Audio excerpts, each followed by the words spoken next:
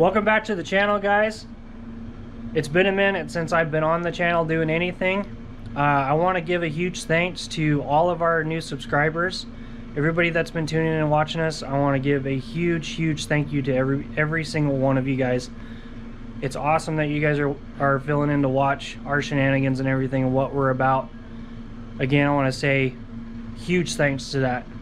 But today's video is going to be on assembling my 351 Windsor short block for my 88 Fox body. If you guys missed the video of me and Tyler walking around and kind of talking about it, I'm going to include the link up here so you guys can go back and watch it, so it's not so confusing as to what I'm building and what I'm doing. But with that, we're going to jump right in today, and I'm going to try to get the short block assembled on this motor. As you can see back here, I got all my parts laid out on this table. I'm still missing some parts, but they're out on order. But the main focus for today is I'm going to try to get the short block assembled on this guy. So at least we'll get the crankshaft in, we'll get the pistons and rods mated, and we'll get them in along with the rings filed for the boost and everything, because this is going to be turbocharged. It'll run probably on motor for half the season or a full season before I can get a chance to turbo it, but we'll cover that more on later on. But as you can see, all my parts are laid out here. So there's the father. Nothing, just getting ready to do some work on this. But with that, we're just going to jump right into it, and we'll start filing some rings and getting the pistons and rods mated up. But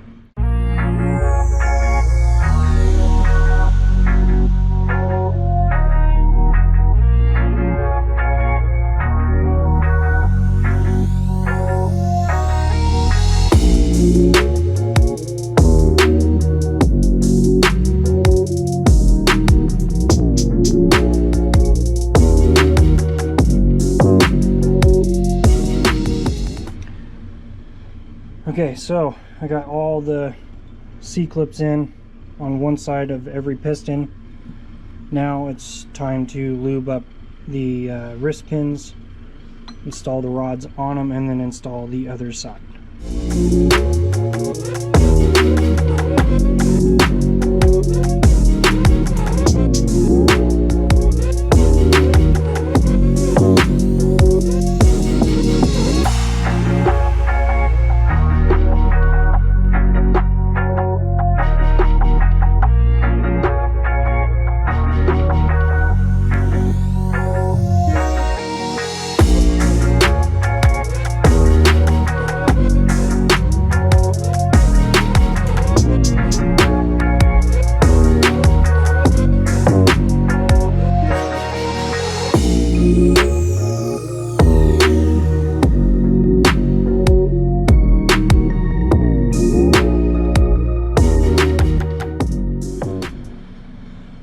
I am tired from doing that, guys. Everybody that says wire locks are a pain in the butt to put in, they are not wrong. Never done it before, and let me tell you, it sucks. I hope I don't have to do it again, but I'm sure we will. So it is what it is. Definitely a good learning experience. But as you guys saw in that time lapse, we got all 8 of these guys assembled. Everything's lubed up, everything fit good. It's definitely a shame that you got to put such pretty parts inside the motor and then you never see them again, unless you'd have to take it back apart, which hopefully we don't have to do too many times on this build. I'm hoping that we don't have to take it apart that much. But these are definitely beautiful parts. I'm excited to finally be able to do something with all this stuff, since I've had these parts for like a year and haven't had a chance to get it done, so now we're finally doing it. All right, so got the motor flipped over. Went upstairs and grabbed my crankshaft. For anybody that doesn't know, this is a stock 95 crank, but I went ahead and all we had to do is just polish all of the surfaces here, and then everything's been balanced. So this whole rotating assembly has been balanced. So all that's been balanced to here, along with the harmonic balancer and along with the flywheel and flex plate. So if anybody doesn't remember, in a previous video I did buy a flywheel and a flex plate down in this box. So if I ever decide to go automatic, it's already balanced and everything, so I just got to throw the flex plate on there and it's all good to go. But for starting off, this is going to be a stick shift car, and hopefully it stays a stick shift car. So, but I'm going to go ahead and dig out all my main bearings right here, and I'm going to go ahead and lay them down into the crank, or into the block here, and then we'll lube everything up with some assembly lube, and then we'll lay the crank down. All right, you crazy and cool cats, we are back. Hey, what are you doing? Getting the truck to run again. Oh, nice. You finally got that new MST relay block, huh? I'm just gonna walk away. We'll come back to him when he's getting ready to start it. All right, so we came into a little bit of a snag, and what I found was this thrust bearing, for whatever reason, does not fit tight in this cap. But after talking with Zach and after talking with Clevite / Mall, they said as long as there is a lip on the very edge of this with one side pushed down, which there is a little bit of one, they said it should have enough crush factor when this is tightened down to keep this from spinning in the block. And when you do tighten it down in the block, I cannot move this by hand. That doesn't mean anything once this gets heated up and get some temperature in it. It may do it, but you know, we're just gonna send it. We got race car stuff to do. I need to get this car up and running. So regardless if this bearing or any of the other bearings spin in the bottom end, so be it, but we're just gonna go for it, and that's us. It's a little crazy. I don't care. I want my car back up and running. Even if this is the wrong way, which I totally agree, I don't feel comfortable with this, but I've been told by a few people, it's just if it has enough crush, just go ahead and send it. Well, we're gonna send it. So let's get this time lapse going and start laying the crank in.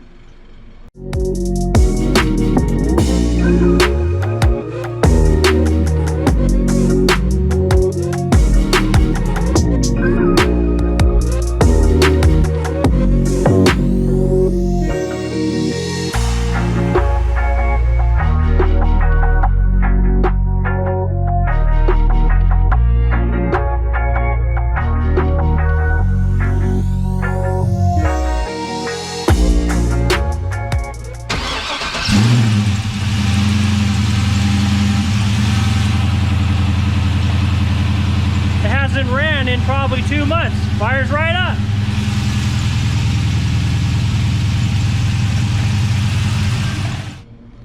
Well, we're gonna go for the final torque, 110 foot-pounds on these mains.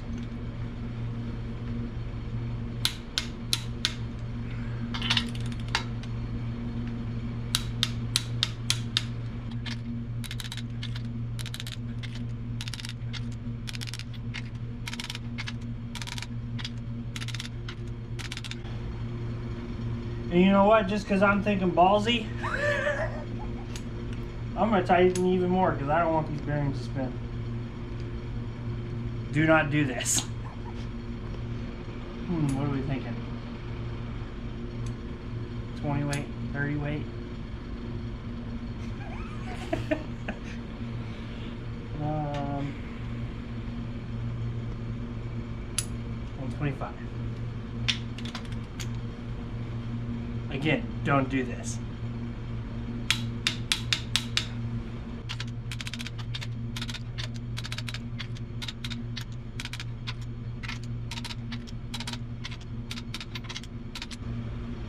Still spin? Yep. A little hard, but that's just because my assembly lube's pretty thick. But it feels good, doesn't feel like it drags.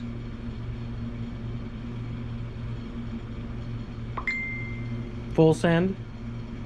We're full sending her. Full sending her, man. To the moon. To the moon. You stupid GME 8. No, it feels good. Like I said, I advise don't do what I just did, but that thrust bearing's really got me concerned. But I'm just gonna send it anyways, but just a little extra precaution. All right, let's move on to the next bit. Yep. Alright, so I got my top rings, top ring, my second rings right here. Got my piston I'm going to use to set all the rings down inside the cylinder bore. And then I have my cardboard laid out, so once I get everything set on, you know, a ring, as far as my gap and everything, I can set it, you know, with number 1 or number 2, number 3, number 4. And then we'll get them all done here. And then from there, essentially we can put all these onto the pistons and then put them all down in the holes and damn near almost have ourselves a short block. So, put you on time lapse and let's get to it.